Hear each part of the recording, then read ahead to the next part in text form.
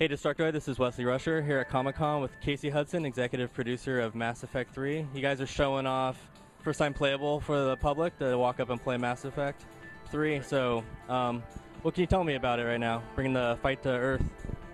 Well, Mass Effect 3 is a story of galactic war. We kind of think of it as, World War II on a galactic scale. So all of the civilizations are involved.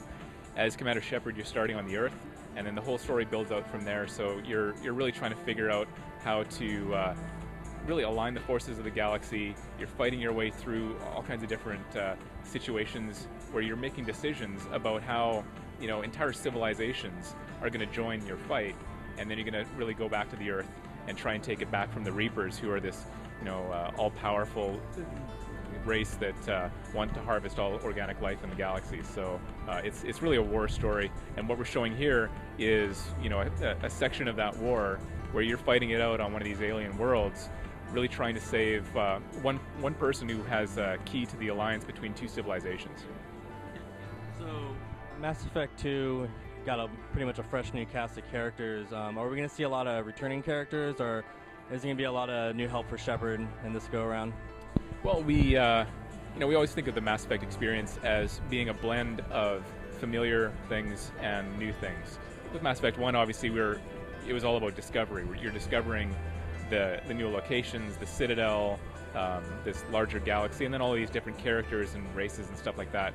So the discovery is part of what people have enjoyed throughout the series. So what we're trying to do with first Mass Effect 2 and then now Mass Effect 3 is keep that sense of discovery, but also bring back a lot of the things that people loved and characters that people loved. So that's what we're doing with Mass Effect 3 is you're going to meet a lot of new people, but also all of your old friends that, if they're still alive from your previous games, you'll see them in Mass Effect 3. Are we going to see maybe bigger crossover from Mass Effect 2 into 3? Because Mass Effect 1 being primarily PC and Xbox, and PS3 getting a later version, it seemed like a lot of those choices from the first game were just kind of smaller impacts. Are they going to make a bigger impact in 3? Well, one of the things that we're able to do with 3 is, with the first one, we're kind of launching everything, and we're kind of throwing out these huge threads to the later stories. And then the second one, we're kind of in between. It's actually the toughest one to make because it has to work with previous stuff and still tie in with other stuff that we'll do later. But with Mass Effect 3, really this is the opportunity to do whatever we want with the remainder of the story. And that means players can do whatever they want with the remainder of the story. Your decisions can have much bigger consequences. Things that you've done previously can have much bigger consequences. So we can really throw around a lot of big impacts from your decisions from prior games and from decisions you'll make in Mass Effect 3. So would you say then the replayability is going to be even better for this game? Yeah, I mean, a lot of people that really enjoy Mass Effect games tend to play them multiple times, and they get, like 50 plus hours out of them. There are people that have played Mass Effect 2 28 times. So it's pretty amazing the replay people get out of it, but with Mass Effect 3, it's just astronomical. The number of different ways that you can play it, the combinations of different decisions that you can make, and then all the different ways that the whole story can end up based on what you're doing. Are we going to see anything new, maybe some more vehicle combat, space combat, or is it all just going to stay like party-based combat? Well, we're doing a lot of really new things with the way that you interact with the game, whether it's through enemies and their AI.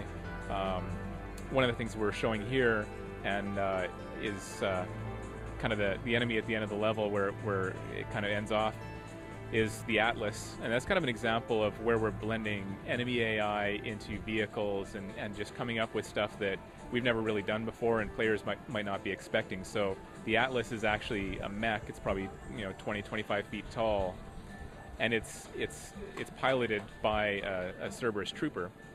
But if you're able to kill the trooper before you destroy the machine, you can actually jump in it and stomp around as a giant mech on the battlefield.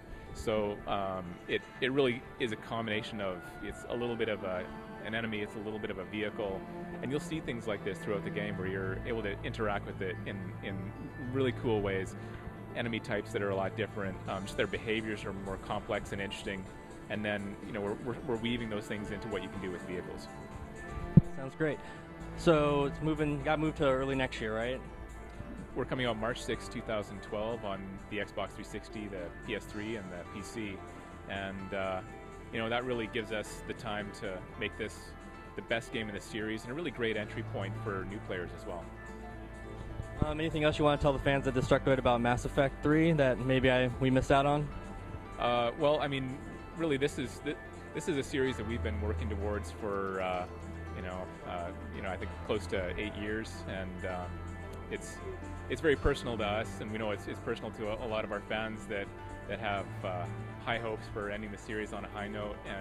And we can say that this is definitely going to be the best of the series.